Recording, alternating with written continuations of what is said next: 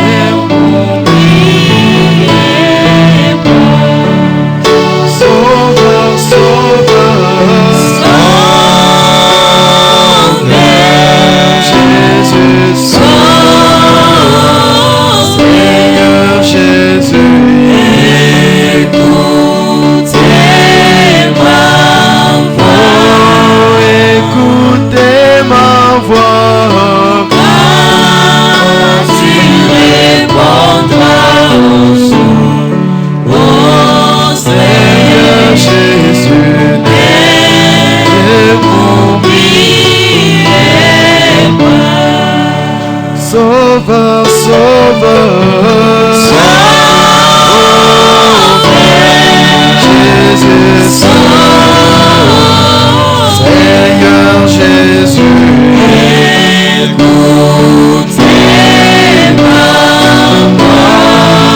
écoutez ma voix, quand tu répondras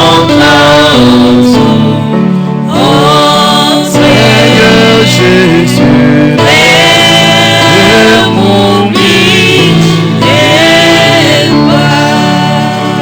Seigneur Jésus, notre Dieu Tout-Puissant, nous te bénissons, nous t'acclamons ce soir, Seigneur. Combien tu es merveilleux, Seigneur. Si nous sommes vivants, et si nous sommes ici, c'est par ta grâce. C'est parce que toi tu l'as voulu, Seigneur. Que ton Seigneur soit béni à jamais. Permets que, Seigneur, notre présence ici soit sous le sang de Jésus. Bénis ma soeur, mon frère, tout le monde qui est déjà là au nom du Seigneur Jésus-Christ. Et apprends les pas de ceux qui sont en route, Seigneur, au nom de Jésus. Fais que notre réunion soit sous le sang de Jésus. Et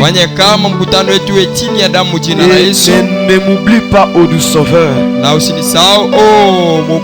Quand tu vas bénir ma soeur, quand tu vas bénir mon frère, ne m'oublie pas, Papa Jésus. Au nom puissant de Jésus. N'oublie pas ma soeur, n'oublie pas mon frère. Que cette réunion soit une réunion de bénédiction bénédiction abondante, Seigneur, par ton Esprit Saint, au nom puissant de Jésus. Bénis notre pasteur. Seigneur, le Seigneur puissamment Jésus pour l'édification de ton peuple. Et parle directement à nos cœurs au nom de Jésus.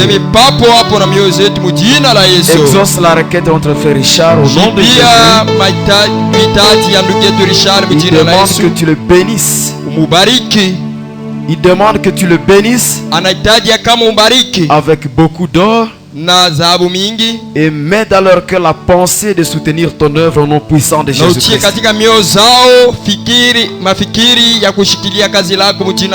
Et la première place dans leur vie au nom de Jésus. Et la première place dans leur vie au nom de Jésus. Qui te place avant toute chose au nom puissant de Jésus. Nous boutons dehors toute puissance des ténèbres. Tu peux troubler notre réunion de ce soir. Au nom puissant de Jésus. Nous boutons cela dehors.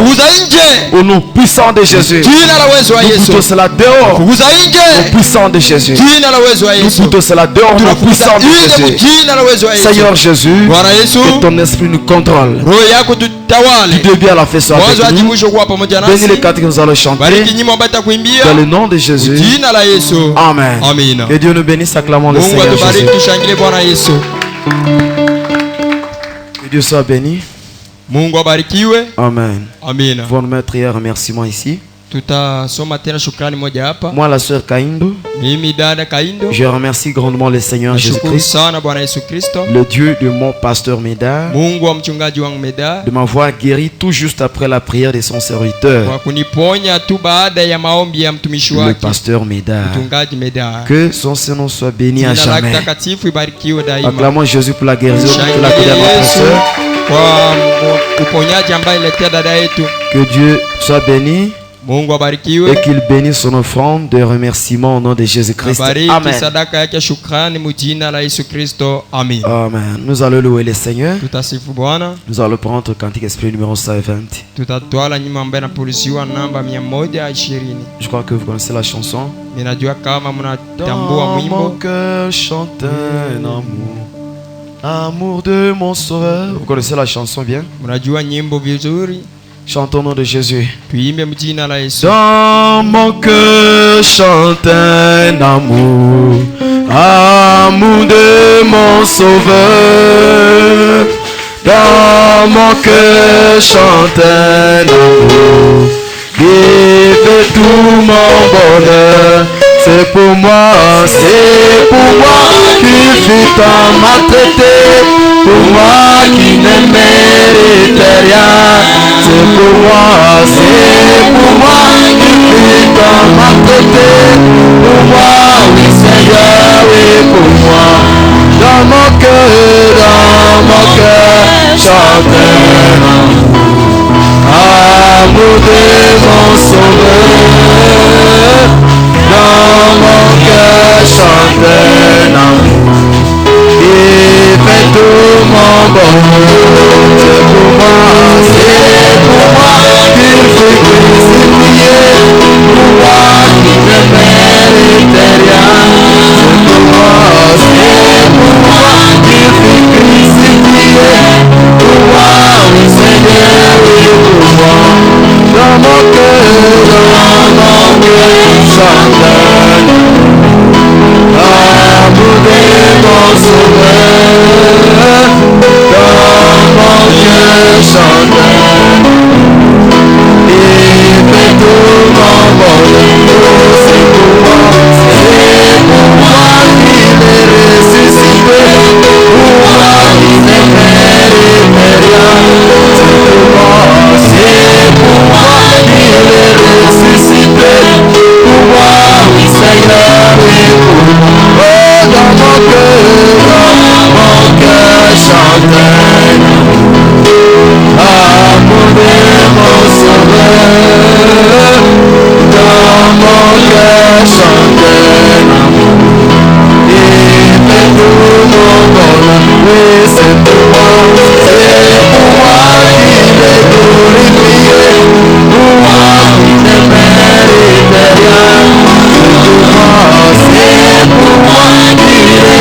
glorifié pour moi, oui Seigneur, oui pour moi.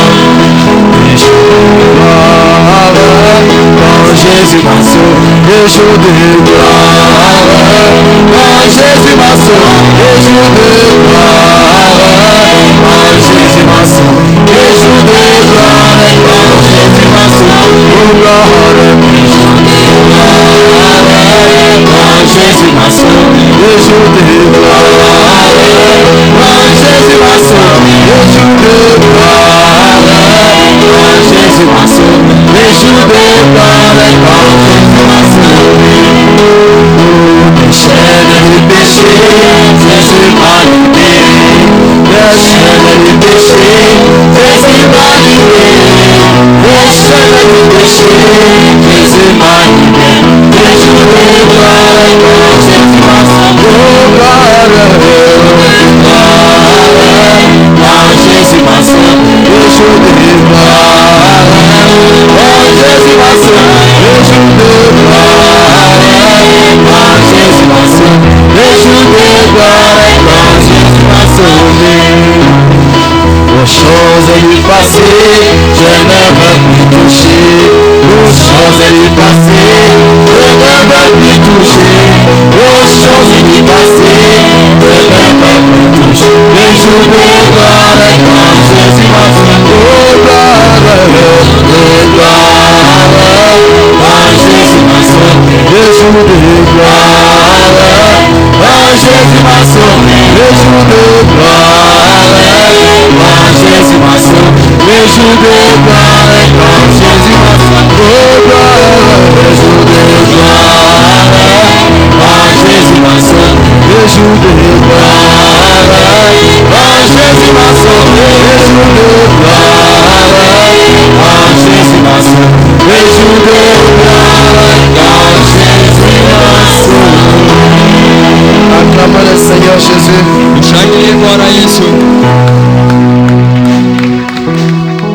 Gloire soit rendue au Seigneur. Amen. Amen. Nous allons appeler le pasteur. Seigneur, fais de moi une source de l'eau pure, que je sois une oasis dans le désert, afin que les passants fatigués et lassés trouvent en moi de l'eau de la vie. Oui, Seigneur, Seigneur, fais de moi une source de l'eau pure, que je sois une oasis dans le désert, afin que les passants fatigués et lassés trouvent en moi de l'eau de la vie. Que les malades soient guéris, que les faibles deviennent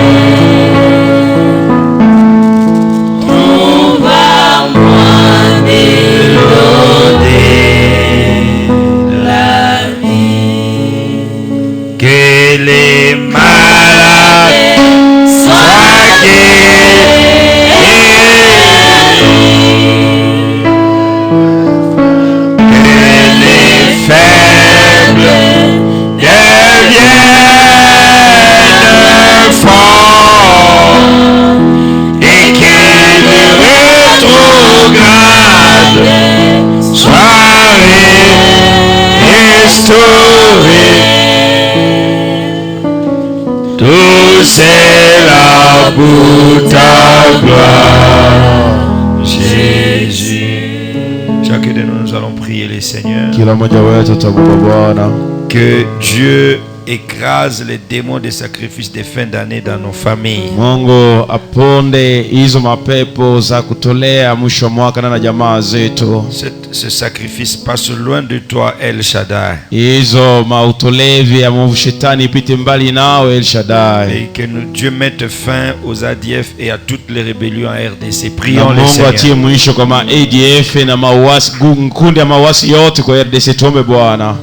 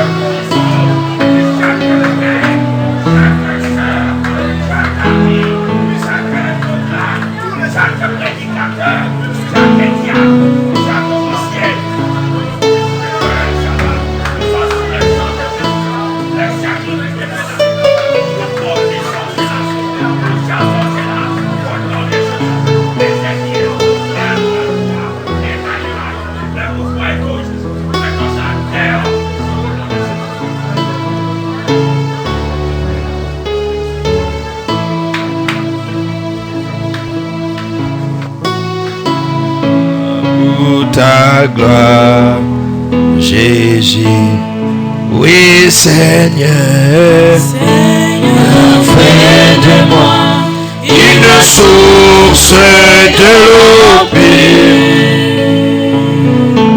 que je sois une oasis dans le désert, afin que les passants fatigués et lassés trouve à moi de l'eau de la vie. Que les malades soient guéris, que les faibles deviennent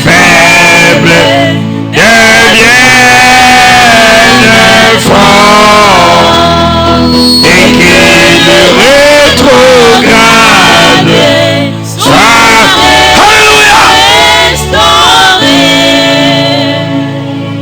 tout c'est là pour ta gloire, Jésus.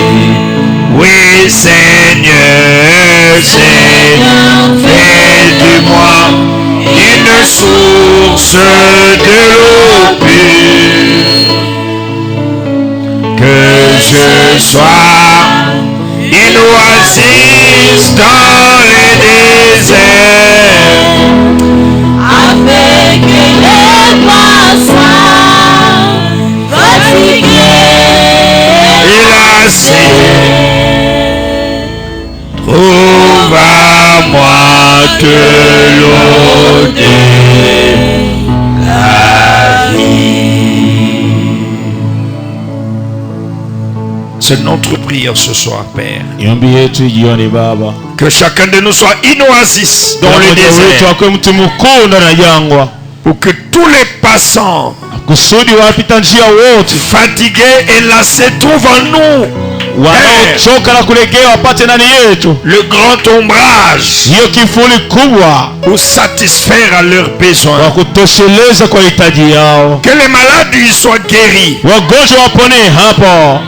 Que les affligés ils soient consolés. Que les pauvres ils soient bénis. Au nom de Jésus, et que la paix ressorte de cela. Je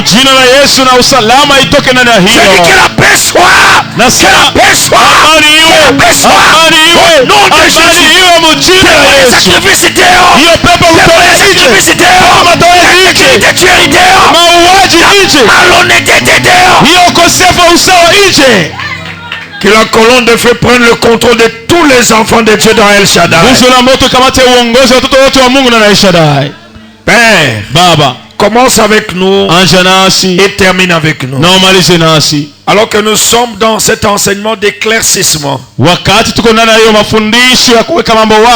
Père, Baba, enseigne ton peuple. Je m'enlève du chemin, parle toi-même. Où est mon interprète? Et où est tout celui qui m'écoute ce soir? Au nom du Seigneur Jésus-Christ, donne de l'argent à tout celui qui le désire. Au nom de Jésus. Au nom de Jésus. Au nom de Jésus. Alléluia. Alléluia. Donne la bonne santé à ton peuple. Puissions-nous terminer l'année en merveille. Si tu tardes à venir, permets que demain nous puissions nous retrouver ici. Et que tout le temps nous soyons dans ta présence le matin, midi comme le soir. C'est au nom de Jésus j'ai prié. Amen. Amen. Que Dieu bénisse.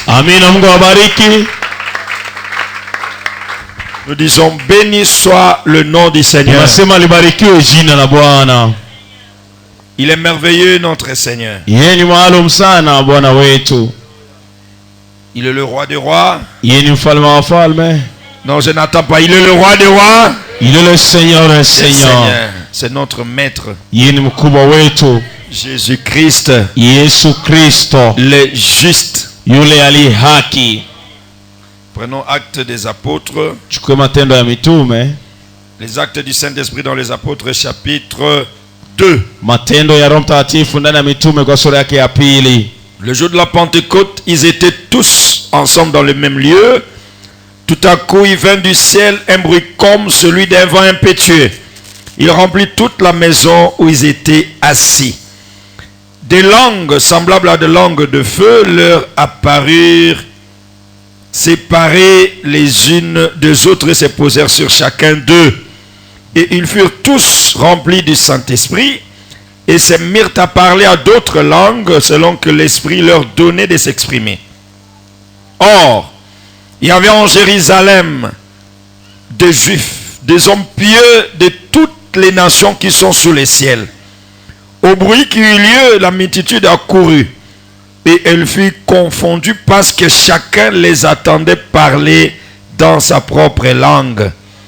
Ils étaient tous dans l'étonnement, à la surprise, ils se disaient les uns les autres, voici ces gens qui parlent.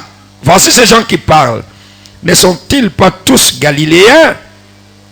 Comment les entendons-nous dans notre propre langue à chacun, dans notre langue maternelle?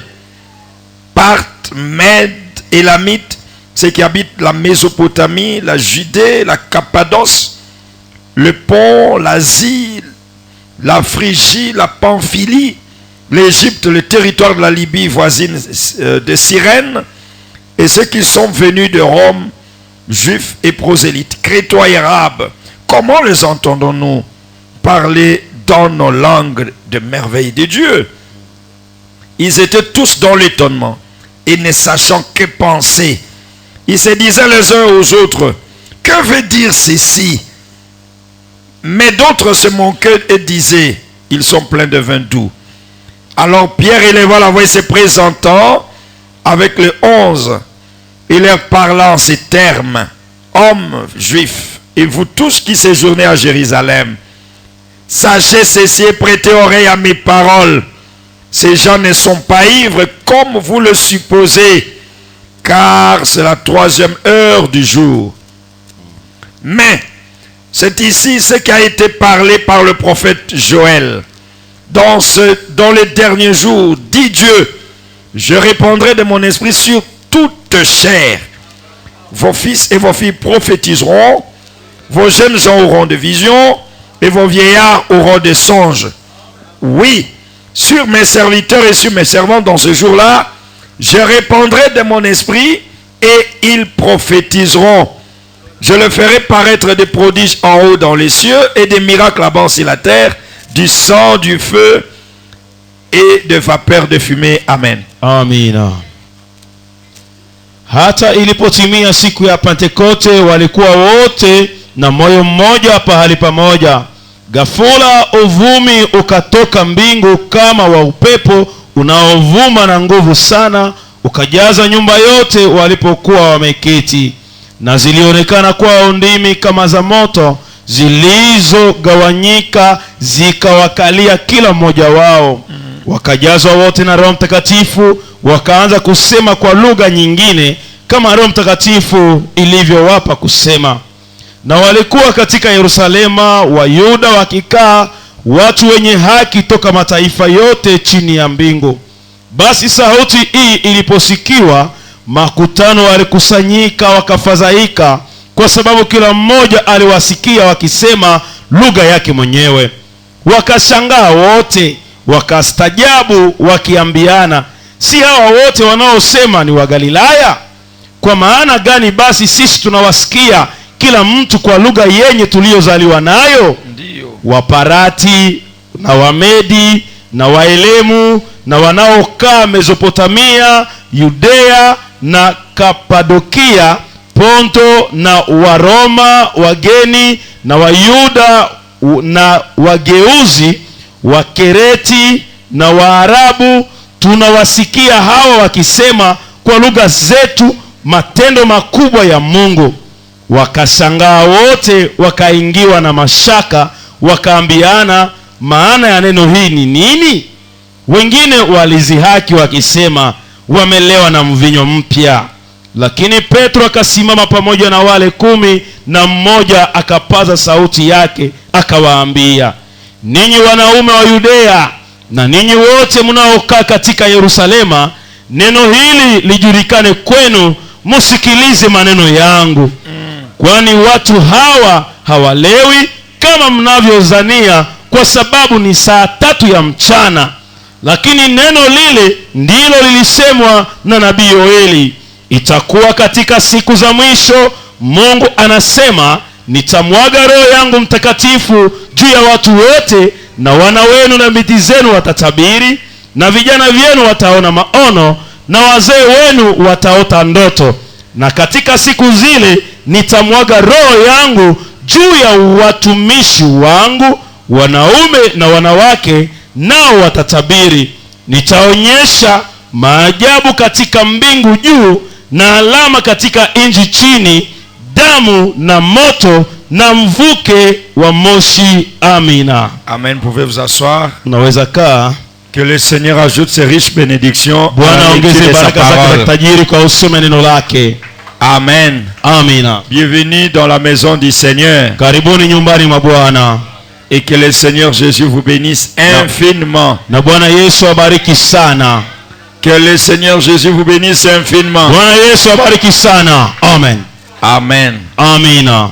Nous sommes en train de parler. D'abord, avant de commencer notre sujet, il y a la sœur Joseph qui a accouché depuis avant-hier. La sœur Joseph, la sœur Asnat Léa. Dada Asnat Léa. Elle a eu un bébé. Amepata mtoto. Elle est dans quel hôpital? Iko katika hospital gani? Pardon? Karl Becker CK20. Donc passez là-bas. Réjouissez-vous avec la sœur. Amenez-lui un peu de sucre, un peu de thé, un peu de quelque chose. Dieu vous bénira. Amen. Amina. Il y a aussi le pasteur Jean-Paul de Dourba qui vous a salué au nom du Seigneur. Le frère Roli de Bounia vous a salué au nom du Seigneur. Et le pasteur Jonathan Kalenga de la Zambie vous a salué au nom de Jésus-Christ. Est-ce que vous recevez ces salutations?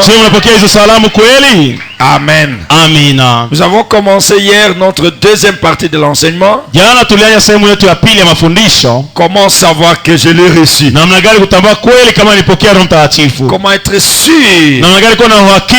Ah, que Dieu bénisse la sœur Kaindo. Tu es là, maman? Je vous assure, si vous étiez là avec nous, vous aurez pensé qu'elle allait mourir là. Je vous assure, elle n'était plus elle. Elle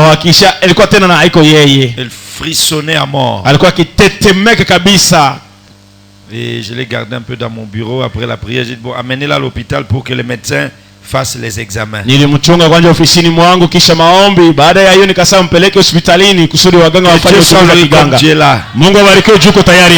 des merveilles de Dieu. Amen. Amina. Comment savoir que je l'ai reçu? Comment savoir que j'ai reçu le Saint-Esprit? Il faut qu'il y ait du surnaturel. Amen. Amina. Sans surnaturel, il n'y a pas de Saint-Esprit. Parce que lui-même, il est surnaturel.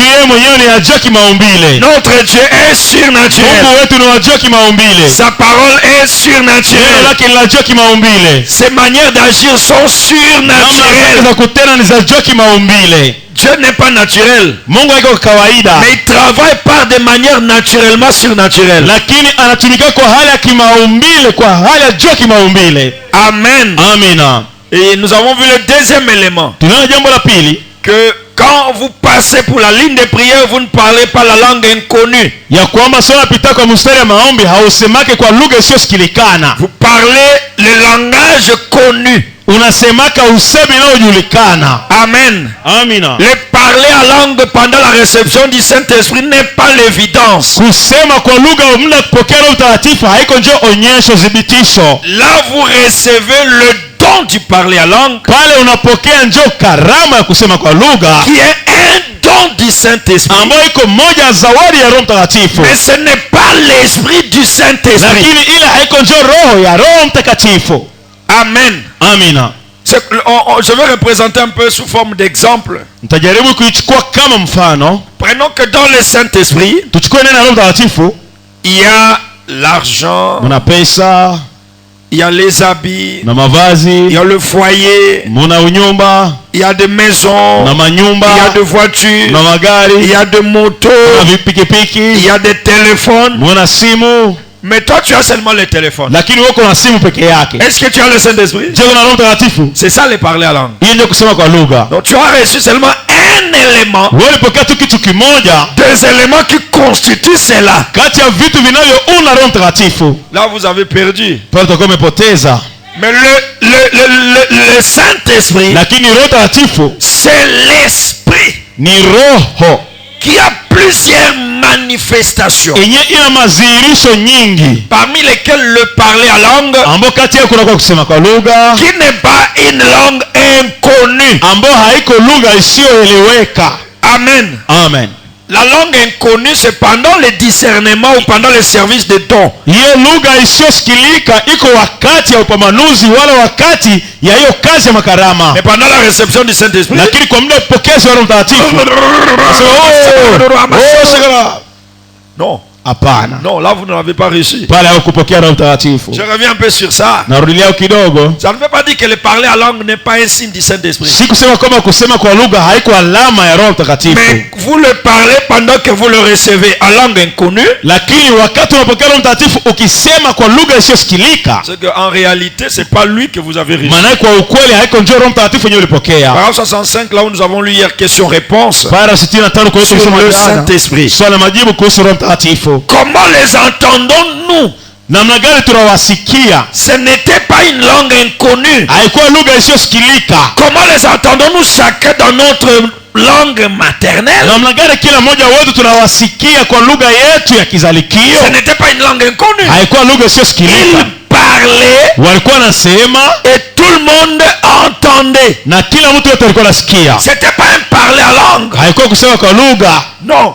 Pana. C'était un langage de Dieu. Ilikuwa usemi ya Mungu. Ces gens-là Wale watu qui parlent ambao wako nasema, ne sont-ils pas tous galiléens? je, wote haiko wa Galilaya? Et peut-être qu'ils parlent le galiléen. Namna gani na labda walikuwa naongea kigalilaya. Mais quand les gens les entendaient, lakini sasa watu walikuwa nawasikiliza. c'était dans leur langue maternelle. Walikuwa wanasikia lugha yao ya kizalikio. Comme si le pasteur Médard parlait à Notetela. Kama jinsi mchungaji Médard anasema kwa Kitetela. Et le Munande attend Kinande. Munande anasikia yo kama Kinande. Et Mukongo attend Kikongo. Mukongo anasikia yo kama Kikongo. Muluba attend Chiluba. Muluba anasikia mo Chiluba. Le Muswahili attend Kiswahili. Muswahili anasikia mo Kiswahili. Et pourtant moi je parle dans ma langue. Ijabu nasema kwa lugha yangu. Voilà ce qui s'est passé là. Tazama yako kupitika kule. Ce n'était pas de langue inconnue. Haikuwa lugha isiyosikilika. Mais Pierre parlait en galiléen. Lakini Petro alikuwa anasema Galilaya. Interpréter ça. Na Roho Mtakatifu alikuwa anaitafsiri mu lugha zingine. Voilà ce qui se passe quand on reçoit le Saint-Esprit. Tazama yeye anapitika sasa mtu anapokea Roho Mtakatifu. Le tribalisme tombe. Hiyo kikabila inaanguka. Les clans tombent. Hiyo maklabu zinaanguka. Les limites territoriales tombent. Mipaka za kiwilaya Et zinaanguka. l'onction, l'esprit domine tout. Na upako Roho inatawala Et vyote. on a une même pensée. Tunakuwa na wazo On a moja. un même langage. Tunakuwa usemi Et mwelelea. à ce temps du soir, Kwa wakati jioni, le langage des élus, usemi wa wachaguliwa c'est le message de Malachi 4. ni ujumbe Malaki 4. Amen. Amina. S'il n'était pas ainsi, Kama haikuwa vile, alors j'aimerais que vous me répondiez, vous me donniez la réponse à cette question. nilipenda basi mnijibie, mnipatie jibu kwa swali hiyo. Comment se fait-il que Pierre s'est présenté là, Namna gani Petro alienda pale qu'il a parlé en galiléen, akisema kwa lugha ya et Kigalilaya, que tous ceux qui étaient là ont compris ce qu'il disait? na wote walikuwa pale wakafuata ile yenyewe alikuwa anasema? Si c'était une langue inconnue, Kama ilikuwa lugha isiyosikilika qui nécessitait une interprétation, ambayo ilikuwa inahitaji utafsiri, pourquoi les autres ont compris? kwa nini wengine watu walielewa kayo? C'était pas une langue inconnue. Haikuwa lugha isiyosikilika. Alors si vous êtes passé à la ligne Kama ulipita kwa mstari d'imposition de Mélanie de prière pour la réception du Saint-Esprit, mstari ya kuwekewa mikono kwa ajili ya kupokea Roho Mtakatifu, et que vous avez commencé à parler à na langue, ulenye sema kwa lugha, je ne vous décourage pas, mimi sikatishe tamaa, mais je vous conseillerais de repasser de nouveau. nitakuonya upite tena upya. Amen. Amina. Béni soit le nom du Seigneur. Barikiwe jina la Bwana. Certainement, Hakika c'était Dieu qui accomplissait un miracle. ilikuwa Mungu akiwa tena miujiza. Pierre était devant un auditoire, Petro alikuwa mbele ya kusanyiko, un même auditoire, kusanyiko mwenilea composé d'habitants de Mésopotamie, ambao ilikuwa naunda na wakaaji wa Mesopotamia, d'étrangers, wageni, de prosélytes, wa proselite, de toutes sortes de gens venus du monde entier. ya aina yote ya watu waliotoka ulimwengu nzima. Et Pierre s'est tenu là, il a prêché Petro alisimama pale na kuhubiri dans une seule langue. ndena lugha moja tu, Et tout le monde l'a entendu. na kila mtu wote akamsikia. Puisque 3000 personnes se sont repenties Zaidi ya watu 3,000 wakatubu, et se sont tout de suite fait baptiser au nom du Seigneur na Jésus-Christ. papo hapo wakabatizwa mjina la Bwana Yesu Kristo. Amen. Amina. Il n'y a pas de Saint-Esprit d'Afrique. Hakuna Roho Mtakatifu ya Afrika. Il n'y a pas de Saint-Esprit de l'Europe. Hakuna Roho Mtakatifu ya Ulaya. Un Saint-Esprit d'Asie. Roho Mtakatifu ya Asia. Un Saint-Esprit de l'Océanie. Roho Mtakatifu ya Oceania. Un Saint-Esprit d'une région. Roho Mtakatifu ya mahali fulani. Hapana. Il vous fait faire la même chose. Roho Mtakatifu anakufanyisha jambo mwelelea. Comme les Juifs l'ont reçu. Jinsi Wayahudi walivyopokea. Les Samaritains l'ont reçu. Wasamaria walipokea. Les gentils l'ont reçu. Mataifa walipokea. Donne les mêmes manières. Anawapatia ile namna mwelelea. Même manifestation. Zile zihirisho mwelelea. Amen. Amina. Troisième élément. Jambo la tatu. Comment savoir que j'ai reçu le Saint-Esprit? Namna gani kujua jinsi nilipokea Roho Mtakatifu? Amen. Amina. C'est quand il y a des sensations. Ni sasa kuna kama msisimuko. Dites-moi un amen. Sema amina. Les sens sensationnels et sensationnels. Ile ya bila msisimuko ni ya kusisimua. On ne peut pas recevoir quelque chose de nouveau dans son corps. Hawezi pokea kitu fulani ya mpya mwili yako sans une sensation. Bila msisimuko fulani. Même dans le naturel. Hata mkawaida. Même si vous avez seulement piétiné un caillou. Hata ulikanyaka tu jiwe. Il y a quelque chose qui se passe. Kuna kitu fulani yanapitikanaka. Et dans le spirituel. Ndani ya kiroho. C'est la même chose. Jambo mwelelea. Il y a aussi des sensations. Kuna vile vile msisimuko. Un peu de yeyeye. Kuna kama msisimuko kidogo. Amen. Amina. Vous sentez quelque chose. Unahisi kitu moja hivi. Vous sentez un feu. Unahisi moto. Vous bavez. Unatosha mate. Parfois on tombe par terre. Mara fulani unaanguka chini. Parfois on crie. Mara fulani unapaza sauti. Parfois on gémit. Mara fulani unalalamika. Mara fulani unazubaa. C'est le même Saint-Esprit. Ni Roho Mtakatifu mwelelea. Il y a du sensationnel. Kuna kwaga ya kusisimua. Amen. Amina. Si nous repartons un peu à Jérusalem. Kama tunarudia kidogo Yerusalemu huko. Quand les disciples ont reçu la première fois le Saint-Esprit. Sawa wafuasi walipokea mara ya kwanza Roho Mtakatifu. Il y a eu des émotions. Kulikuwa msisimuko. Ils ont sauté par la fenêtre. Waliruka hata kudirisha. Ils ont crié. Walipaza sauti. Ils se sont comportés comme des fous. Wakaanza kuwa sawa na wazimu. Au point que les gens qui étaient là. Kiwango wenyewe walikuwa pale. On pensait qu'ils étaient ivres. Wakawazia walikuwa walevi. On ne peut pas savoir que vous êtes ivre si vous êtes normal. Hawawezi tambua kama uko mlevi kama uko kawaida. Il y a un caractère qui sortait de l'ordinaire qu'il manifestait. Kulikuwa tabia moja hivi yenyewe haiko ya kawaida yenyewe walikuwa wanaonyesha. Ils ont fait quelque chose. Walifanya kitu qu'un homme normal ne pouvait pas faire. Kenye mtu wa kawaida hawezi fanya. Au point qu'ils ont commencé à dire ça, ils sont pleins de faim. Kiwango kaja sema wamejaa mvinyo tamu. Amen. Amina. C'est la même chose. Ni jambo mwelelea. Quand vous recevez le Saint-Esprit, ça vous fait faire des choses que vous n'aurez pas dû faire. Inakufanyisha vitu vyenye haungepaswa fanya. Ça vous fait crier amen là où vous ne pouvez pas crier amen. Inakufanya ulalamike amina kwenye ungesema amina. Pendant que vous écoutez la prédication, unasikia mahubiri, subitement vous vous retrouvez en train de sauter. Qu'est-ce qui vous fait sauter? Ce n'est pas vous. Le Saint-Esprit. Amen. Amina. Si vous repartez un peu à Samarie. Dans Acte 8. Pardon, ça m'étouffe ici. C'est trop lourd ici. Vous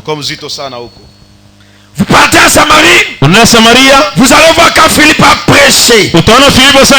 Il a baptisé tout le village. Il n'y avait rien. Parce que le Saint-Esprit n'était pas encore. Les apôtres ont appris que Samarie venait de recevoir l'évangile. On a envoyé des colonnes. Alléluia. Amen. Pierre et Jean, ils sont arrivés. On leur a imposé les mains. Le Saint-Esprit est venu sur eux. Bien sûr que dans la Bible il n'est rien mentionné d'émotion. Ça ne veut pas dire qu'ils ont parlé à langue. Ça ne veut pas dire qu'ils ont sauté. Mais il y avait des émotions. Parce que Simon le magicien a vu. Il a vu quelque chose que lui n'avait pas. Et il voulait en acheter. S'il n'y avait rien, il voulait acheter quoi? Qu'est-ce qui s'est passé? Il y a toujours quelque chose d'extraordinaire quand on reçoit le Saint-Esprit. Ça vous rend bizarre. Alléluia.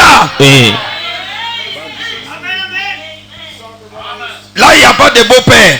Pale hakuna bamukwe. Il n'y a pas de belle-mère. Pale hakuna mamukwe. Il n'y a pas de gendre. Pale hakuna mukwe. Comme Papa Léonard. Un vieillard de 65 ans se retrouve par terre. Qu'est-ce qui se passe? C'est quelque chose comme à Jérusalem, comme à Samarie, comme chez Corneille. Il y a toujours des émotions. Dites-moi amen. Sema amina. Il y a toujours des émotions. Kuna kwa kila mara mishishimoko. Non, j'ai reçu le Saint-Esprit. Nilipokea Roho Mtakatifu. Mais mon Saint-Esprit m'a rendu trop calme. Lakini Roho Mtakatifu wangu nilifanya mimi niko kimya kimya hizo masiku. I don't believe that. Ami siwezi amini hiyo.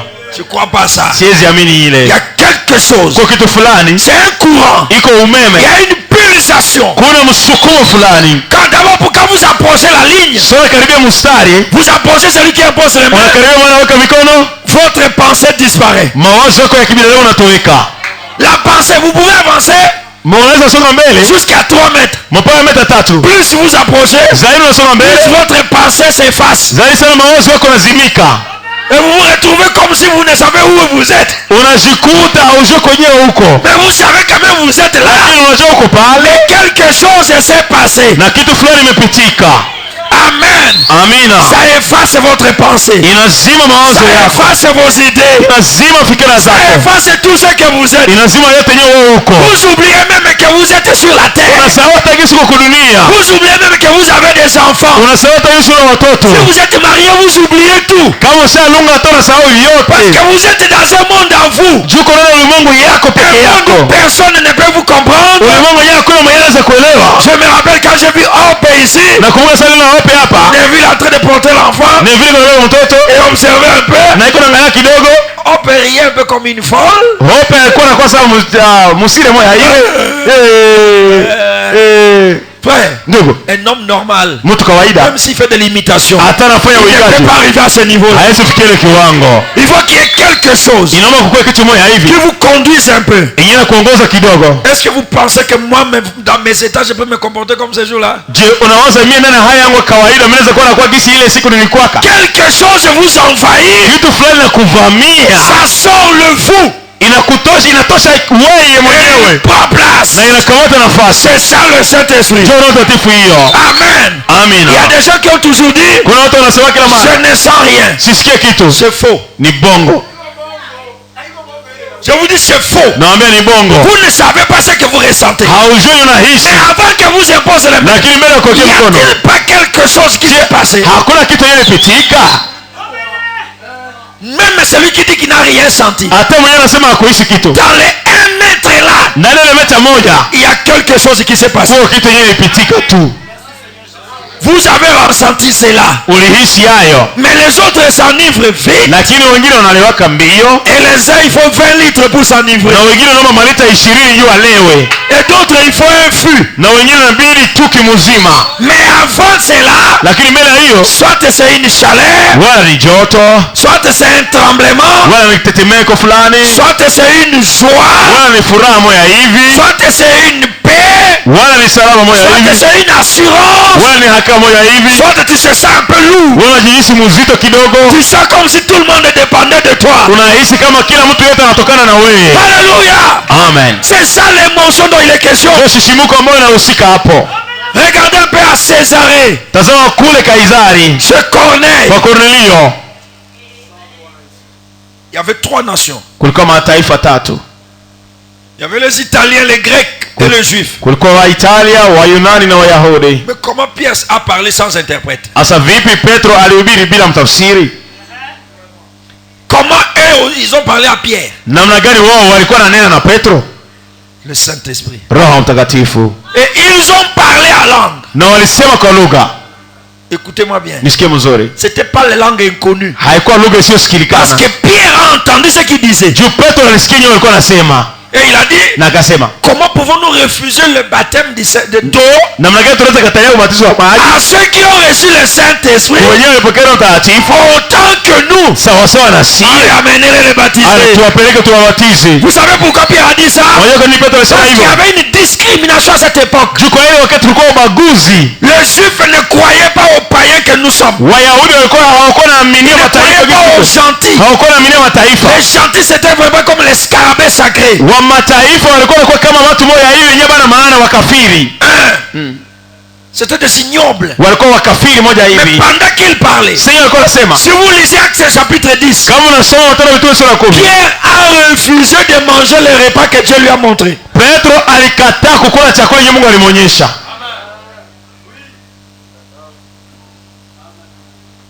Il a refusé, il a dit je ne mange pas d'impur. Alikataa na sasa siku yake ya uchafu hiyo. Il ne voulait pas manger Dieu dans la chair de Cornélio. Hakuwa kukula Mungu ndani ya mwili wa Kornelio.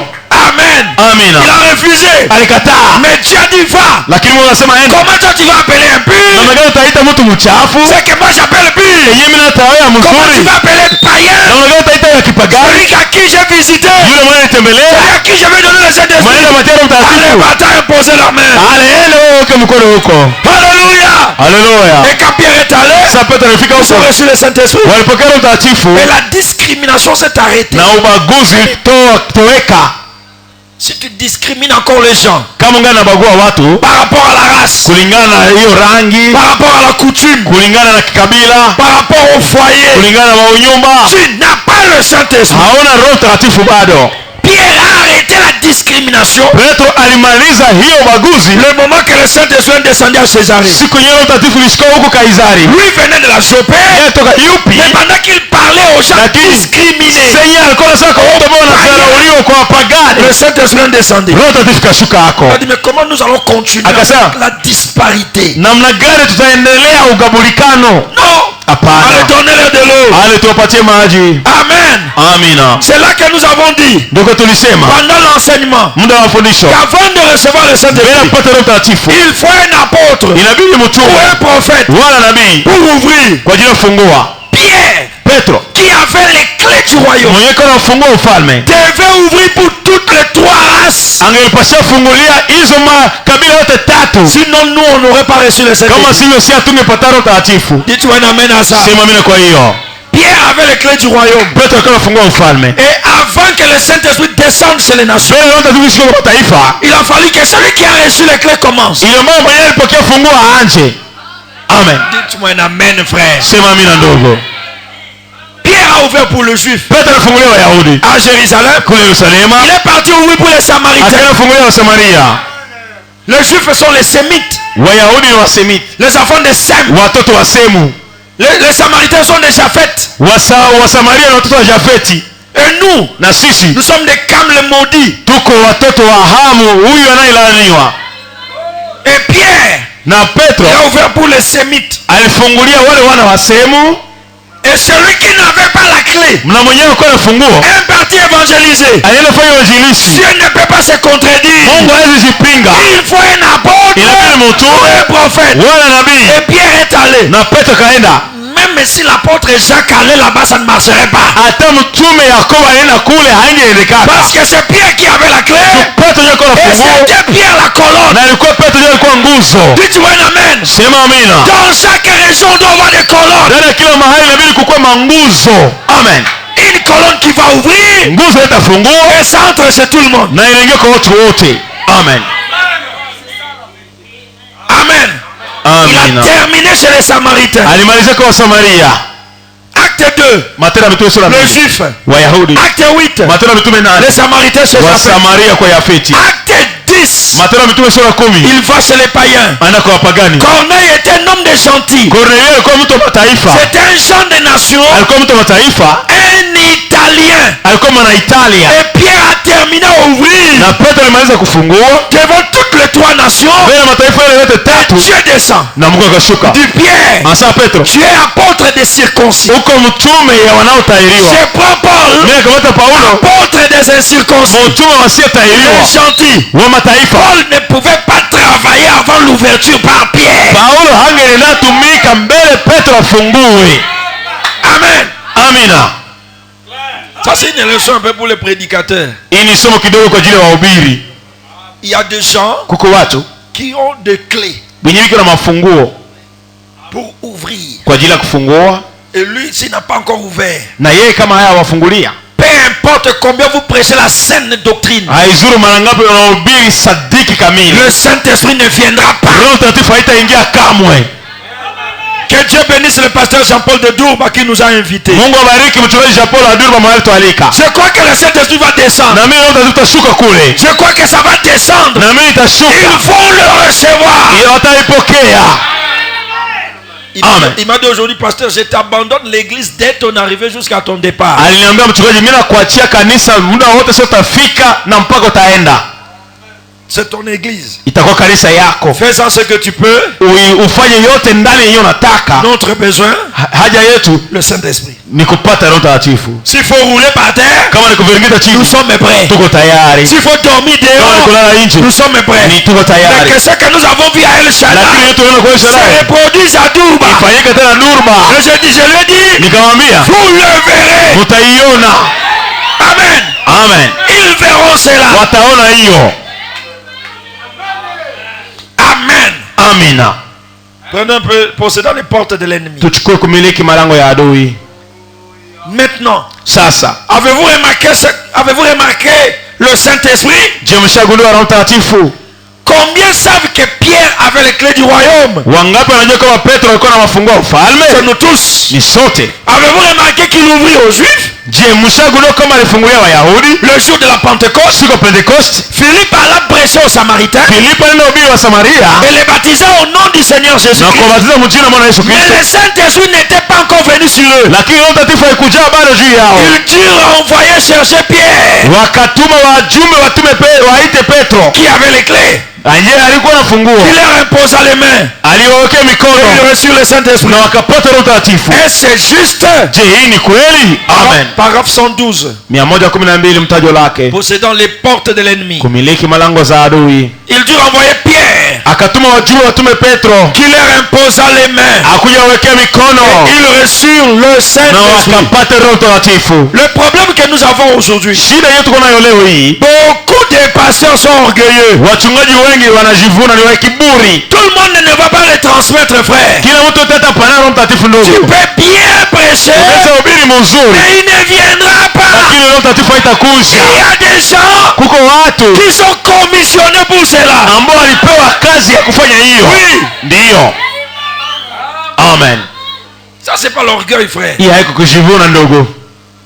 Philippe a prêché bien. Philippe alihubiria mzuri. Philippe avait le Saint-Esprit. Philippe alikuwa na Roho Mtakatifu. Philippe n'avait pas de démons. Philippe alikuwa na Il avait le Saint-Esprit. Alikuwa na Roho Mtakatifu. Mais ça n'était pas donné. Lakini haikupewa. Il n'avait pas les clés de la transmission. Hakuwa anafungua kupana. Je crois que vers la fin de cet enseignement le dimanche, je vais parler un peu de ma commission. Nafikiria kwa mwisho, kuingia mwisho hii mafundisho, labda siku ya Jumapili nitaongea kuhusu utume langu. Est-ce que moi aussi j'ai la clé? Je, na mimi niko na funguo kweli? Oui. Je vais vous en parler. Nitaongelea kuhusu utume langu. Ce que Dieu m'a dit. Yenye Mungu aliniambia. Et on va confronter avec ce que vous voyez. Na tutajaribu kuilinganisha ninyi mnaonaka. Et ce Corneille. Na kwa Cornelio. Les gentils. Wa mataifa. Ils reçurent. Wakapokea. Tous. Wote. Il y avait eu droit à partir de ce moment-là. Walipataka haki ya kupata Roho Mtakatifu kwa njia ile wakati. Pierre a d'abord ouvert. Petro anaanza kufungulia. Alors tout le monde pouvait dire allez je te donne. Kisha kila mtu angeweza kusema nakupatia. Si Pierre n'était pas parti, Petro angeenda huko. Ça ne viendrait pas. Roho Mtakatifu angekujaka. Branham me dit. Branham anasema tous wote avaient eu droit. Walipata sasa haki de ce moment. Kwa ile wakati yeye Petro aliwafungulia. Na kufamii kuko mtu yenye Mungu alitia franga ndani yake. Dans la famille, il y a quelqu'un en qui Dieu a mis l'argent. Si vous négligez cet homme-là, vous mourrez dans votre pauvreté. Parmi les enfants que nous engendrons, il y a un enfant qui porte l'étendard de la famille. Vous négligez cet enfant-là, vous êtes pourris. Amen. Quand toi tu es petit, tu vas pas me conduire. Mais j'ai les clés de la famille. Alléluia. Amen. Moi par exemple, je suis pas l'aîné. Labda mimi kwa mfano siko mtoto wa mzaliwa wa kwanza. Naturellement, je suis le troisième enfant. Kwa kawaida niko mtoto wa tatu. Mais dites-moi celui de la famille de Noé qui ne dépend pas de moi. Lakini uniambie nani wa kutoka mjamaa Noé mwenyewe hatokani nami? Ça peut pas marcher, frère. Haiwezi ndika dogo. C'est la loi de Dieu. Ni sheria ya Mungu. Tu peux avoir l'onction, Unaweza kuwa na upako, tu peux avoir Dieu, unaweza kuwa na Mungu. mais il y a un seul Joseph Lakini kuna Yusufu mmoja dans chaque famille. ndani ya kila jamaa. Et si vous êtes le Joseph de votre famille, ayez l'intelligence et la sagesse à partir de ce soir. Uko na akili na hekima kwa njia hii jioni. Il y a un seul Joseph. Kuna Yusufu mmoja tu peke yake. Et un seul Moïse. Na Musa mmoja. Les Josué, les Caleb, les David, les Gédéon vont naître. Wagideoni watazaliwa. Mais d'abord, lakini kwanza il y a un Moïse qui ouvre le chemin. Kuna Musa kufungua njia. Amen. Amen. Je peux attendre un amen. Je nasikia amina. Si vous êtes le Moïse, kama uko Musa, votre famille va souffrir. Jamaa yako itateseka. Votre famille va pétrir. Jamaa yako kabisa itasaga matope. 40 ans que Moïse a fui sa responsabilité. Miaka 40 ya Musa alikimbia hiyo jukumu lake. 40 ans de fouet au dos des innocents. Miaka 40 ya fimbo kwa migongo ya wasio na hatia. Peut-être ta famille souffre. Na wewe jamaa yako unateseka parce que tu ne connais pas ta position. Ça ne dépend pas du niveau de naissance. Moïse n'était pas le paluku. Il n'était pas l'aîné. Il n'était pas le deuxième. Moïse était le dernier enfant. Leur maison c'était le cadet. Le cadet. Pourtant c'était lui le libérateur. Et comme Moïse n'avait pas compris vite la libération, sa mère est morte en esclavage. Son père mort en esclavage. Je peux aller plus loin. Même le prophète Joseph est mort en esclavage. Parce que Moïse n'avait pas encore compris sa responsabilité. Ta famille souffre parce que toi le Moïse, tu es distrait. Tu t'occupes des troupeaux, des chétrons, au lieu de t'occuper de la libération de ta famille. Moïse, réveille-toi de ton sommeil. El Shaddai, réveille-toi de ton sommeil. Mon frère, dis réveille-toi. Je ne prophétise pas, mais je parle. Il y a des gens ici. Vous prierez pour vos papas. Je ne leur donnerai rien. Vous terminez à prier. La peine s'alourdit. Quand vous allez dire maintenant Seigneur, je prends mes responsabilités. Je vais sauver ce vieux papa. Tu me donnes l'argent, je lui construis une maison. Tu me donnes l'onction, je vais le convertir. Sa famille sera allégée. Vous allez voir les saluts commencer à entrer dans la famille. Oh Seigneur, bénis mon vieux papa. C'est bon, mais peut-être tu n'as pas compris. Amen. Amen. Je vous dis la vérité.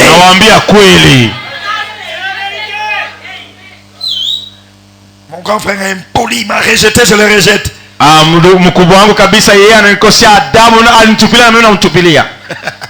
Mon frère, tu es exactement comme Moïse. Et tant que la mission de Dieu n'est pas accomplie, vous resterez chez Jétro. Tant que le peuple de Dieu souffre en esclavage à cause de ton indifférence, toi aussi, tu restes le serviteur de ton beau-père.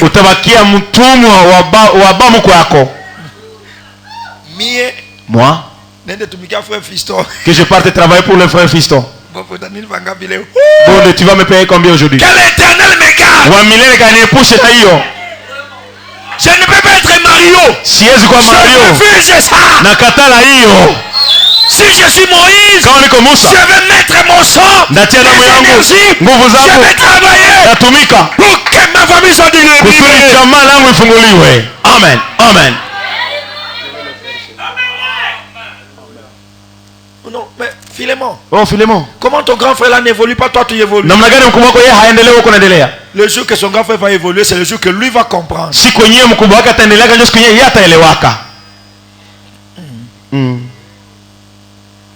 Comment on reconnaît Moïse?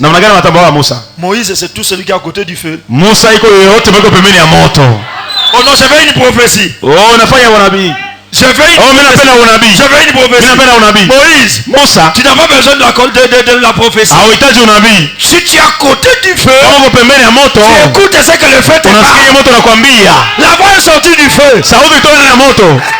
Oui. Et le feu c'est un homme. Oui, le buisson ardent c'est un homme. Et peut-être que ça te parle ce soir.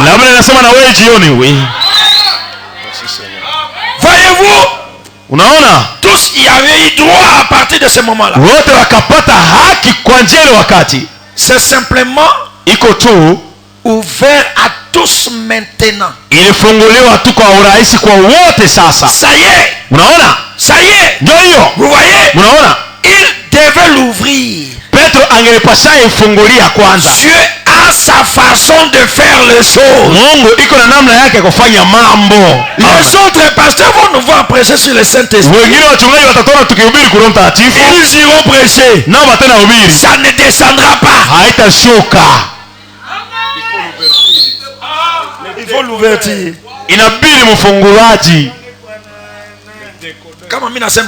Si je mens, allez leur dire qu'il prêche.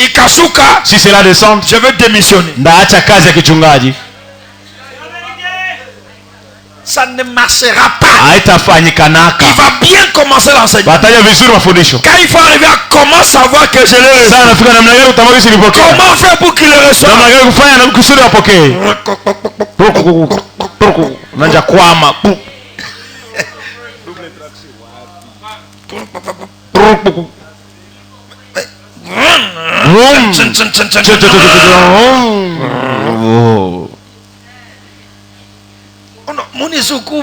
Poussez-moi munistule kwanza kumteremko wapi.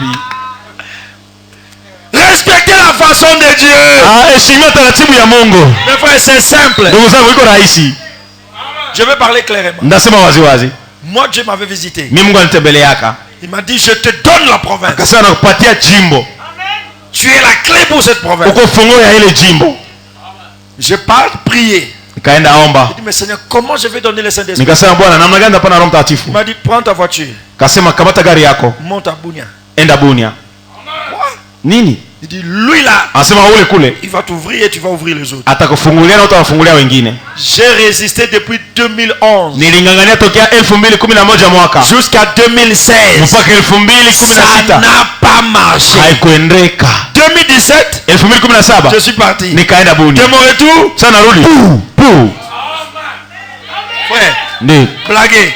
Cheza. Continuez. Endelea. Je demande aux orgueilleux de s'enorgueillir. Naomba wale wa kiburi waendelee kuwa na kiburi. Mais la finalité, lakini mwishowe, c'est la manière de Dieu. Ni namna njia ya Mungu ya kufanya. Oui.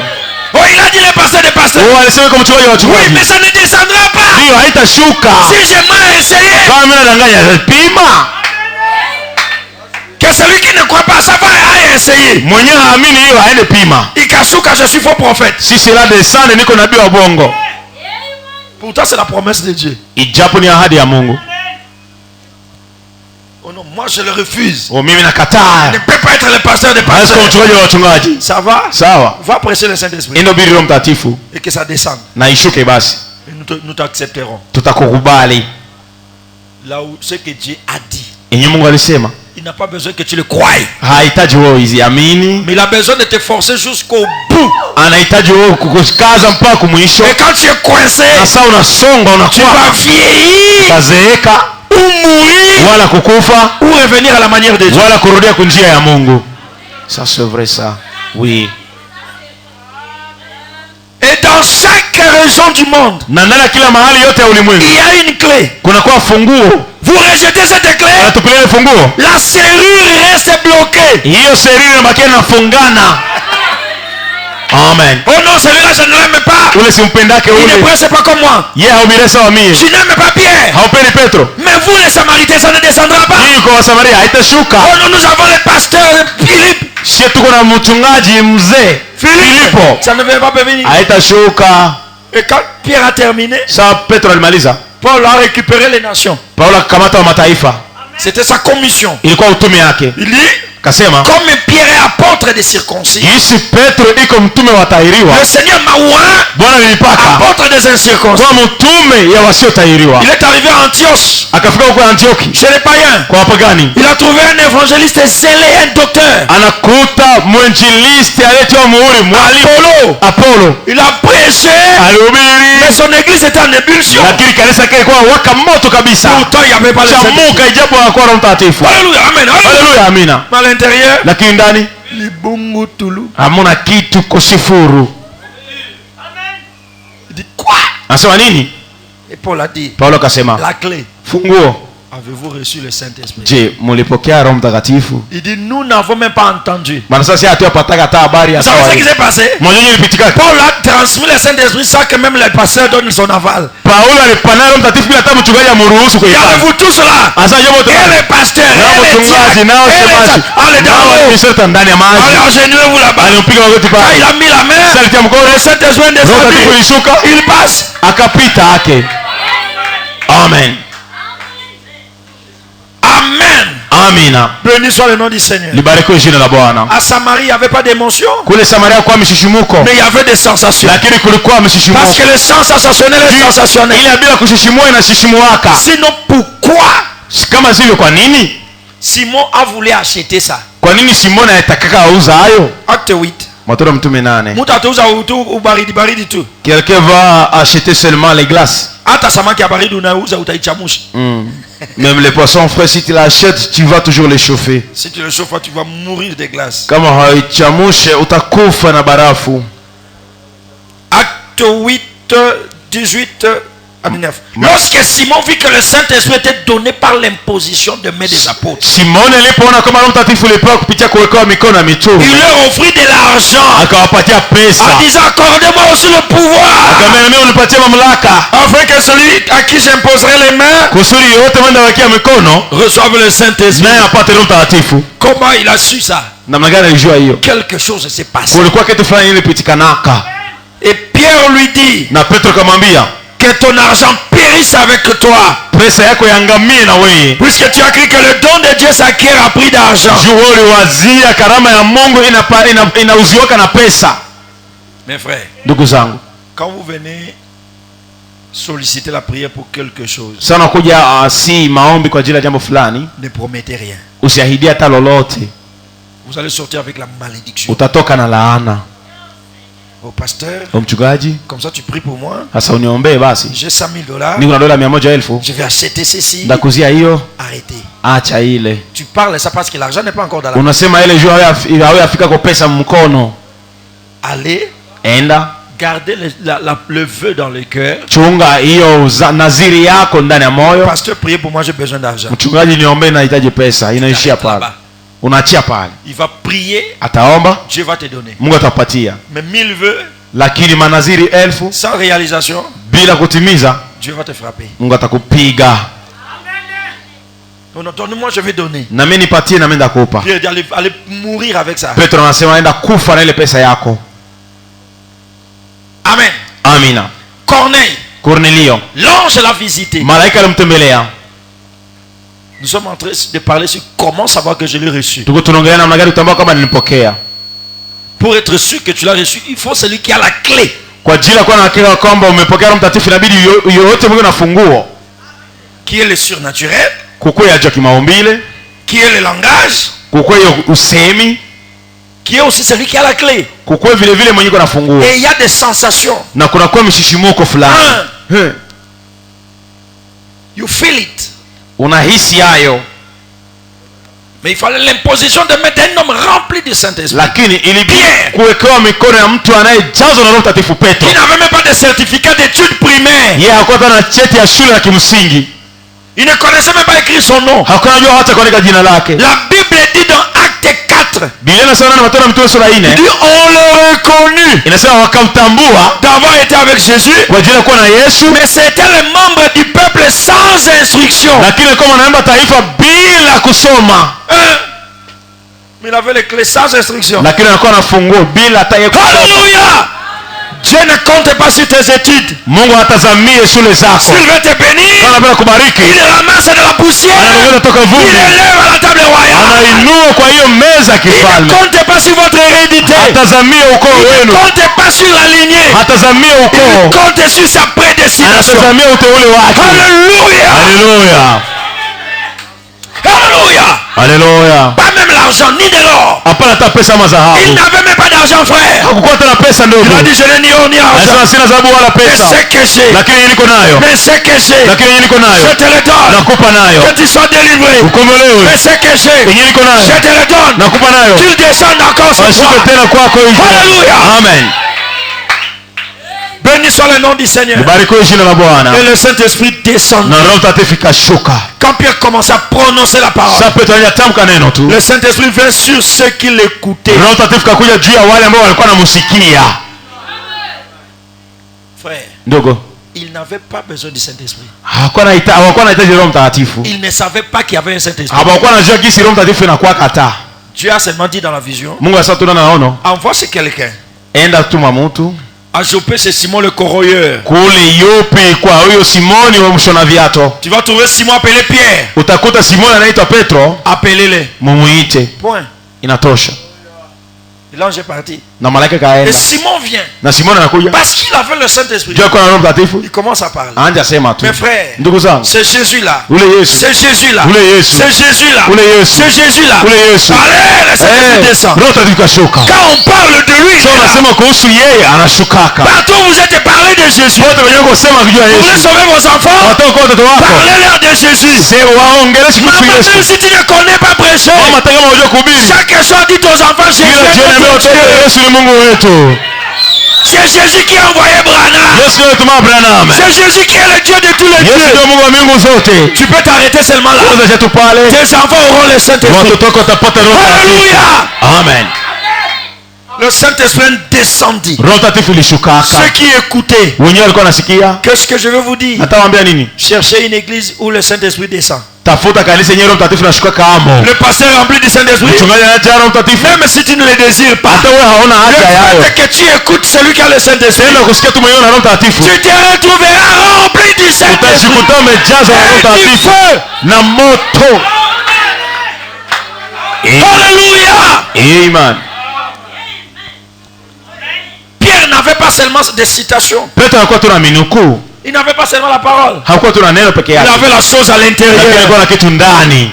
Alléluia. Amen. Oh, le prophète dit, le prophète dit. Huyo nabii anasema hapana. Le prophète a fait, on a vu. Nabii alifanya tuliona. Amen. Amina. Si vous lisez dans Acte 10, 40 jusqu'à 47. Kama unasoma ndani ya Matendo ya Mitume sura 10, 42 Si vous voulez mpaka bien comprendre 47. l'histoire, lisez Acte 10. Kama unapenda uelewe historia vizuri, soma Matendo ya Mitume sura 10. L'ange descend. Malaika akashuka. Frère, l'ange n'a pas le Saint-Esprit. Ndugu, malaika hana Roho Mtakatifu. L'ange n'a pas le Saint-Esprit. Malaika hana Roho Mais il Mtakatifu. y a un ange Lakini kuko malaika moja qui a un écritoire sur sa hanche. mwenyewe iko na maandiko kwa kiuno yake. Pas dans son cœur. Hapana moyo wake. Non. Oui. Pana. Il vient avec le sceau. Dieu lui donne le sceau. Anakuja na muhuri, Mungu anapatia muhuri. Il met le sceau. Anatia muhuri. Avant que vous receviez le Saint-Esprit de l'homme oint, Mbele upokee Roho Mtakatifu ya mtu aliyepakwa. c'est l'ange qui vous touche d'abord. Malaika yeye anataka kugusa C'est kwanza. là que vous sentez le feu. Joko unahisi kwa moto. Vous sentez le feu. Unahisi moto. L'ange vous a déjà touché. Malaika amekugusa tayari. Et la personne qui l'a Na mtu mweko pale. achemine le Saint-Esprit jusqu'à l'âme. Anasukuma Roho Mtakatifu mpaka ndani ya nafsi. Dites-moi un amen. Sema amina. Si vous avez senti ce feu, Kama unahisi ile moto, c'est l'ange qui vous a ni touché. malaika aliyekugusa.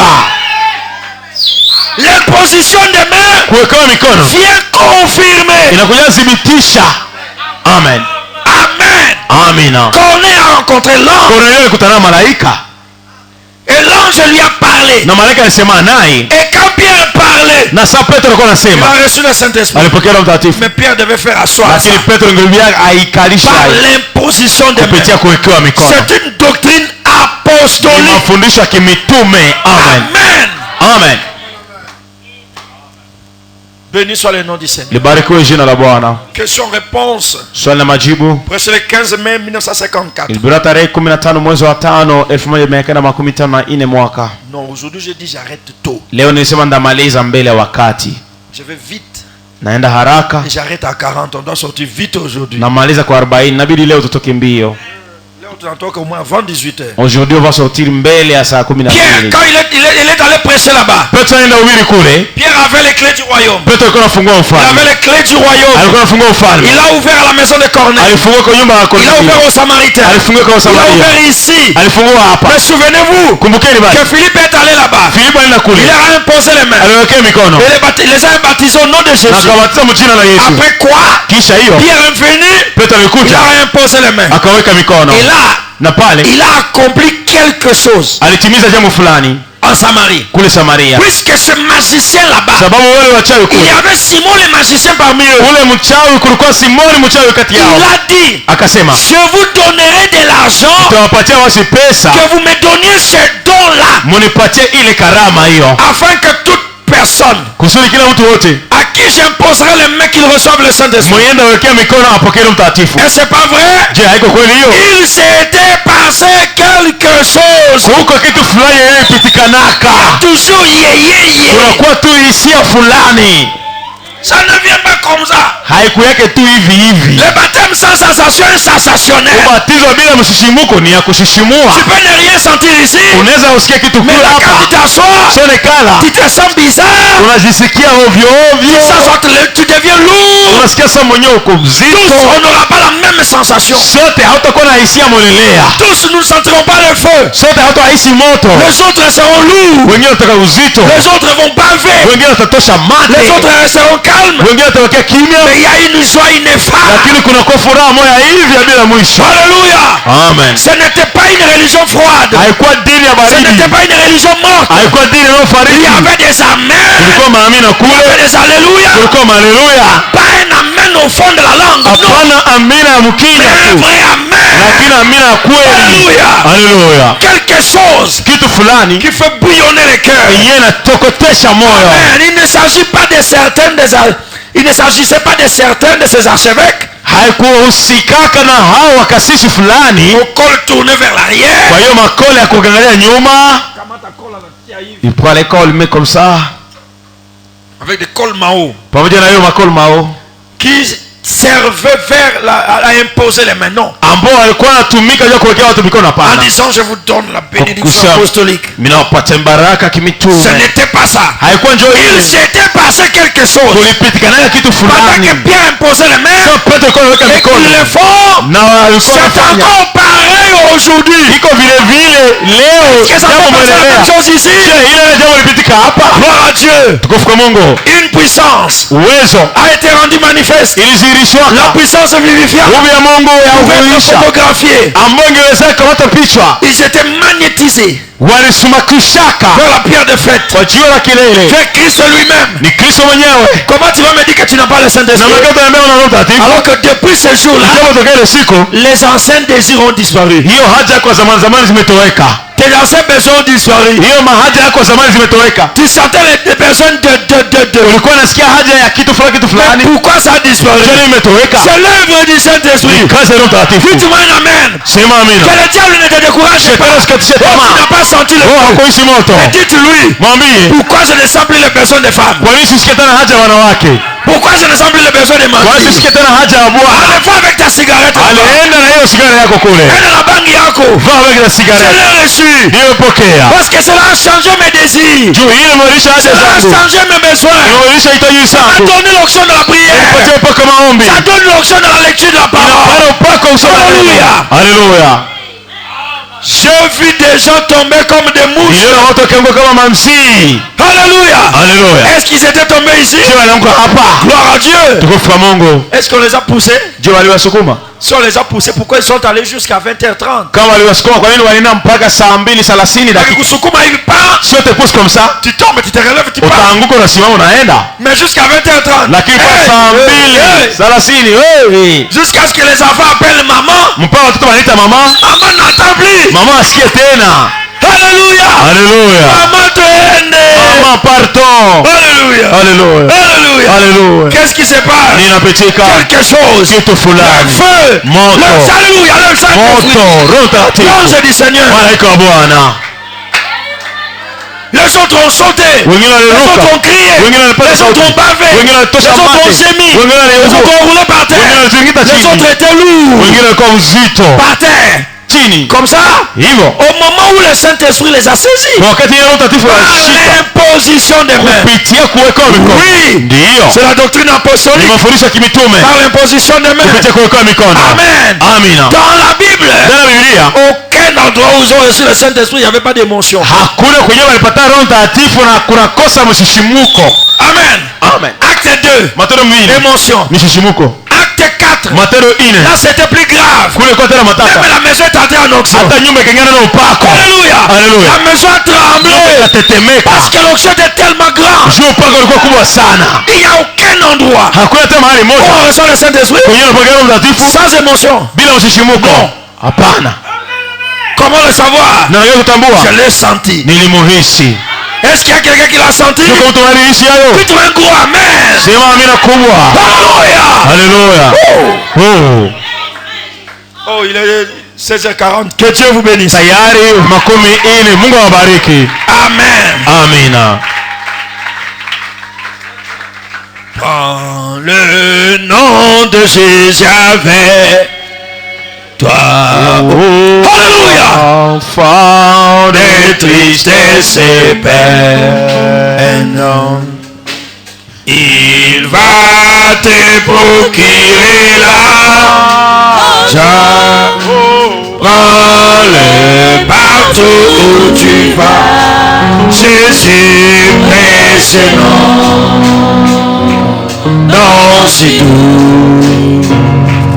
Espoir de la terre, joie du ciel, Jésus-Christ précieux. Alléluia. Non c'est doux. Espoir de la terre, joie du ciel. Nous allons parler au Seigneur. Et tu lui dis, Seigneur, j'ai senti. Mais je veux encore quelque chose qui veut me faire marcher au-dessus des oppositions, au-dessus de la pauvreté, au-dessus de la malédiction. Je veux un Saint-Esprit de Acte 4. Peut-être j'ai reçu le Saint-Esprit de Acte 2. Mais après on a arrêté Pierre. Je veux le Saint-Esprit qui va bouger la maison. Je veux le Saint-Esprit qui va bouger la nation. Alléluia. Il va bouger les familles. Prions le Seigneur.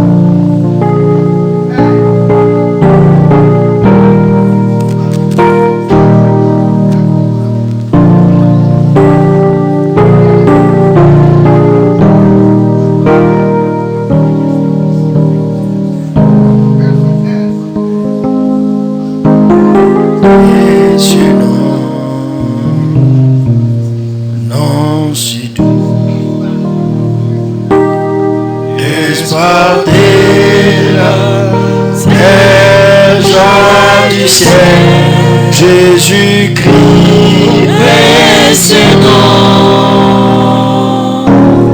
nom si doux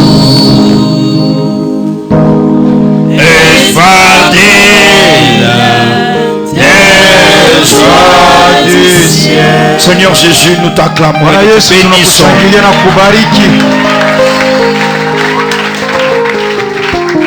Nous te disons merci pour ta parole, Père. Merci pour toutes les précisions sur le baptême du Saint-Esprit. Sois loué à jamais, Seigneur. Que la gloire, l'honneur, les bénédictions, les élévations, les alléluia, les amen te reviennent au siècle des siècles. Mais maintenant, Père, nous désirons le Saint-Esprit de l'acte 4. Le Saint-Esprit qui va mettre fin à l'insécurité. Le Saint-Esprit qui va mettre fin aux activismes de rébellion. Le Saint-Esprit qui va sauver nos pères, nos mères, nos familles, nos frères et sœurs. Alléluia. Le Saint-Esprit qui va chasser la pauvreté. Le Saint-Esprit qui va chasser le chômage. Le Saint-Esprit qui va maudire ceux qui le maudissent. Qui va écraser les actes du diable dans nos vies. Qui va écraser les œuvres de Satan. Nous voulons ce Saint-Esprit-là. Parce que tu as dit mon peuple ira d'élévation en élévation. De baptême en baptême. De feu en feu. De délivrance en délivrance. De Saint-Esprit en Saint-Esprit. Seigneur bien-aimé, je veux le Saint-Esprit qui va remplir chaque fibre de mon corps. Chaque fibre du corps de chacun de nous. Au point que même notre haleine sera le Saint-Esprit. Même nos habits sera le feu. Même nos parcelles, nos maisons. Oh Père, même pendant que l'on dort, il y a le feu qui nous envoie. Au nom de Jésus, accorde le Père. Je crois que tu l'as fait. Je crois, je sens cela. Alléluia. Sois acclamé Jésus. Sois élevé. Sois honoré. Que le Saint-Esprit vienne encore ce soir sur chacun de nous. Je dis qu'il vienne encore. Je dis qu'il vienne encore. Soyez bénis. Soyez scellés. Soyez scellés de nouveau. Que le Saint-Esprit vienne encore. Au nom de Jésus. Au nom de Jésus. Accorde le Père. Bénis les dîmes et les offrandes qui sont récoltées pour ta maison. Parce que nous avons ainsi prié et demandé au nom de Jésus. Amen. Acclamons le roi du ciel. Béni soit le nom du Seigneur. On va passer pour les offrandes. Je crois qu'à partir d'aujourd'hui, on a commencé à réduire notre vitesse. Demain, nous avons la prédication. Parce qu'il faut que je termine cette partie le dimanche. Amen. Et demain, je crois par la grâce de Dieu, on termine à 17h30 juste, on termine. Et le dimanche par la grâce de Dieu à 11h. J'ai presque terminé l'enseignement, on revient dans les heures normales.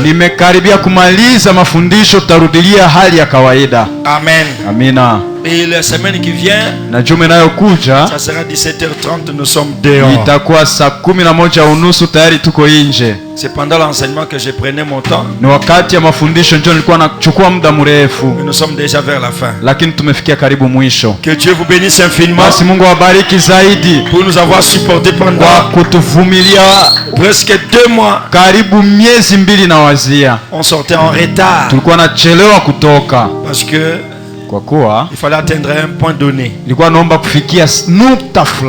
cette fois-là, on a fini l'enseignement et avec succès. Le dimanche, siku ya yenga, nous allons imposer les mains à quelques peu de gens qui ne sont pas passés. tutawekea mikono watu wachache ambao hawakupita bado. Alors priez vraiment beaucoup pour moi. Hivi basi muniombee zaidi. Je me sens très faible. Najihisi mdhaifu kabisa. Vraiment très fatigué. Hakika nimechoka kuchoka kweli. Parfois quand je dors, je sens comme si on m'a fouetté partout là. Wakati mwingine napolala najihisi kama nilipigwa fimbo fasi yote. Je me disais s'il y avait un médicament qui enlève la faiblesse, j'aurais pris ça. Sasa nilikuwa nasema kama kunaweza kuwa dawa ya kuniondolea hii ningeitumia. Vraiment priez beaucoup pour moi. Basi muniombee sana. Parce qu'il y a encore un grand service le dimanche. Kwa kuwa kuna tena kazi kubwa siku ya yenga. Nous allons imposer les mains à plus de 20 personnes, je crois. Tutawekea mikono zaidi ya watu 20 nafikiria. Vous qui avez reçu le Saint-Esprit, s'il vous plaît, allégez-nous la tâche. Ninyi ambao mmepokea Roho Mtakatifu, samahani mtupunguzie kazi. Ndio. Nous sommes en train de décrire ces éléments-là. Tuko tunaonesha wazi yale mambo. Si vous avez senti ces éléments. Kama umehisi yale mambo, hii moja mbili yote tumezungumzia leo ya tatu. Demain quatrième élément. Kesho tutazungumzia jambo la 4. C'est cinquième et sixième. Siku ya 4 tutazungumzia yenga, tutazungumzia jambo la 5 na la 6 na Si vous savez ça. Kama unajua ile, restez sur les bancs. Bakia kwenye kiti. Propulsez-nous l'onction pour qu'on puisse terminer le travail. Tusukumie njoo upako njoo tuweze kumaliza kazi mbio. Ndio. Amen. On va pas terminer tout, ne m'épuisez pas. Hatutamaliza yote, msinivunje vunje. Je crois que vous ne voulez pas que je vieillisse vite. Naamini kwamba hamutapenda nizeeke vile mbio. 35 ans, on a l'apparence de 50 ans, c'est pas sérieux. Mtu wa miaka 45 akuwe na hali ya mtu ya 50. 35. Wa miaka 35 aonekane na hali ya mtu wa miaka 50. Ça ne sera pas sérieux. Haitakuwa nzuri hiyo. Alors, je crois que vous allez préserver mon corps. Basi naamini kwamba mutakinga mwili wangu. J'aurai besoin de vos contributions. Nitapendelea sana michango yenu. Je crois que je vais causer avec les administrateurs. Naamini kwamba nitazungumza na wadhamini. Nous aurons 2, je vais les présenter les tutakuwa nao wawili na nitawaonesha siku ya yenga. Et ils vont vous communiquer sur mon voyage. Il me faut prendre 2 vols. Watawazungumzia kuhusu safari yangu na niomba nikamate ndege 2. Beni Bunya Wacha. Kutoka Beni mpaka Bunya, kutoka Bunya mpaka Wacha. Et là je vais prendre la voiture, il y a pas de vol à Durban. Natoka hapo nitatembelea gari kwa kuwa kule hakuna ndege. Et au moins 5 heures de temps. Itakuwa karibu saa 5 ya kutembea. Et les gens qui vont supporter ça c'est vous. Na wale watakaoshikilia hiyo safari ni ninyi. Ça va dépasser plus de $500. Itakuwa zaidi ya $500. Mais quand nous sommes nombreux, c'est peu. Lakini sasa tuko wengi hivi ni kidogo. Si vous avez ce désir, que Dieu vous donne l'argent. Kama uko na ile haja, Mungu akupe pesa. Amen. Je crois que la contribution se fera le 5. Naamini kwamba kuchangiza itaanza siku 5 tarehe 5. Le mois de mwezi wa novembre. 11. Et le 9, ça sera un mercredi. Na tarehe 9 itakuwa siku ya 3 hivi. On doit faire la réserve, on doit partir. Tunapaswa enda. Si le Seigneur tarde à venir. Kama Bwana atachelewa kuja. Pour revenir le 27. Na kuweza kurudi kwa tarehe 27. Le pasteur m'a presque pris en otage. Mchungaji karibu imeonekana ameniteka nyara. Donc on arrive le 9. Maana utafika kwa tarehe 9. À Bunia, je fais quelques temps. Huko Bunia nitafaa saa fulani pale. Et le 17 on commence la campagne dehors. Na kwa tarehe 17 tunaanza kampeni ya nje. Campagne d'évangélisation. Kampeni ya uinjilisti. Le 17, le 18. Tarehe 17, 18 mpaka 19. Moi j'aurais besoin de beaucoup de vos prières. Hapo basi nitahitaji wengi wa maombi yenu. La campagne c'est la guérison. Hiyo kampeni ni uponyaji. C'est le miracle. Ni miujiza. Je crois que vous allez prier pour moi. Naamini kwamba mtaniombea. Et Jésus ne rate jamais. Na Yesu akosake shabaha. Si vous priez pour moi, il kama le fera. Mtaniombea atafanya ile. Les paralytiques vont marcher. Viwetu atatembea. Les aveugles vont voir. Vipofu ataona. Pour le courage, j'ai le courage. Kuhusu bidii niko kwanza na bidii. Alors j'ai besoin de vos prières. Basi nahitaji kwanza maombi yenu. Et à partir du 20 na tangia tarehe 20 jusqu'au 27 mpaka 27 nous avons je prêche sur le Saint-Esprit. Nitahubiri kuhusu Roho Et Mtakatifu j'impose les mains dans une semaine. na kuwekea mikono muda wa juma moja. J'ai dit au pasteur, Nikamwambia mchungaji, commence déjà à enseigner. wewe wanje tayari kufundisha. Moi je viens seulement condenser ça et je peux. Mimi nitakia kufunganisha ile pamoja na kufanya hivi kwenda. Parce que tous les croyants d'El Shaddai savent que décembre jusqu'à janvier on a un programme spécial. Kwa kuwa waamini wote wa El Shaddai wanajua kwamba tangu mwezi wa 12 mpaka mwezi wa kwanza tuna programu ya kipekee. Nous dormons par terre. Tunalala chini Pour remercier le Seigneur. Kwa kumshukuru Mungu Et lui présenter un programme. Na kumuonesha programu fulani. Priez pour moi. Muniombee. Dieu m'a révélé quelque chose sur lequel on va parler un peu pour l'évolution. Mungu alinifunulia mambo fulani ambayo tutazungumzia kwa ajili ya kuenda mbele. Je crois que le 15 décembre par sa grâce on pourra en parler. Na mimi kwa tarehe 15 mwezi wa 12 tutaizungumzia. Que Dieu vous bénisse. Na Mungu awabariki. On va se lever prier. Tutainuka kwa ajili ya kuomba. Sois béni Seigneur. Ubarikiwe Bwana. Tous les projets là nous les abandonnons. Miradi yote tunaacha mikononi mwako. Au nom du Seigneur Jésus. Jina la Bwana Yesu Kristo. Bénis les frères comme les sœurs. Wabariki wa ndugu sawa vile wadada. Bénis ta parole dans nos cœurs. Neno lako mioyoni mwetu. Surtout bénis-les pour avoir supporté pendant 2 mois de sortir en retard. Zaidi sana wabariki kwa kuwa walivumilia kuchelewa. Wabariki Baba. Frère Branham dit, ndugu Branham anasema, c'est à cause du sacrifice qu'on est béni. Ni kwa ajili ya kujitolea ndio tutabarikiwa. Qu'on reçoit tant de la réunion. Ni kwa ajili ya kujitolea wanapokea zaidi ndani ya mikutano. Seigneur récompense chacun de nous. Murudishe kila mmoja wetu. Financièrement, pesa, matériellement, vitu, sanitairement, afya, et dans tous les domaines. Ndani ya viwango vyote. Et la plus grande récompense que nous demandons au Kivu, c'est la paix. Ni salama. Au nom de Jésus-Christ, le Seigneur est Dieu. Bwana na Mungu. J'ai prié. Nimeomba. Accompagne chacun de nous. Protège chacun de nous. Ramène-nous demain vendredi en paix. Turudishe tena pa kesho siku ya tano kwa salama. Pour ta gloire seule. Kufako peke yako. Au nom de Jésus-Christ. Jina la Yesu Kristo. Amen. Amina. Salut ton frère, dis-tu que Dieu te bénisse. Yako mwambie Mungu akubariki. Allons dans la paix du Seigneur. Tuende na amani ya Bwana.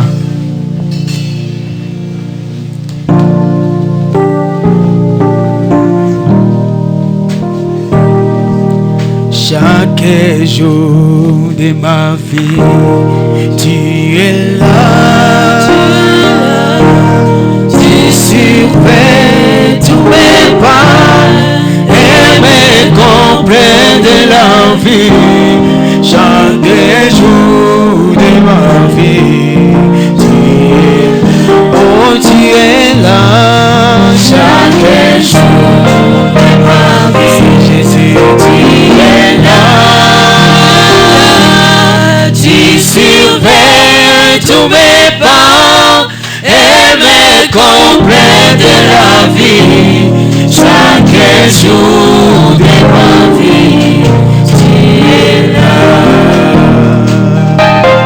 La lumière est apparue, j'entends ces sous de départ, l'amour remplit tout mon cœur. Oh, que joie d'être avec toi, Jésus, chaque jour de ma vie.